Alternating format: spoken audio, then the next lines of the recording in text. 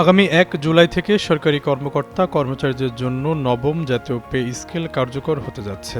বৃহস্পতিবার সচিবালয়ে নবম পে স্কেল নির্ধারণে গঠিত সচিব কমিটির সভায় গুরুত্বপূর্ণ সিদ্ধান্ত নেওয়া হয়। এবারের পে স্কেলে সরকারি চাকরিজীবীদের পাশাপাশি আধা স্বায়ত্তশাসিত প্রতিষ্ঠানের কর্মীদের জন্যও সম্মানিত নির্দেশনা আসার সম্ভাবনা রয়েছে।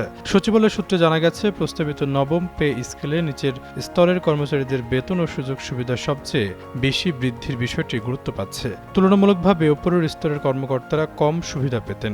সরকারি চাকরিজীবীদের পাশাপাশি শিক্ষক, পুলিশ, স্বাস্থ্যকর্মী, মাঠ প্রশাসন ও বিচার বিভাগের সব পর্যায়ের কর্মকর্তা কর্মচারীর এই নতুন পে স্কেলের আওতাভুক্ত থাকবেন।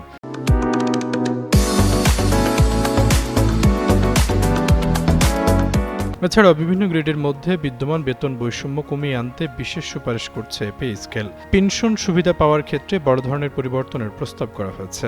যারা বর্তমানে কম পেনশন পাচ্ছেন তাদের পেনশনের ১০০% পর্যন্ত বৃদ্ধির একটি প্রস্তাব সচিব কমিটির সভায় আলোচিত হয়েছে।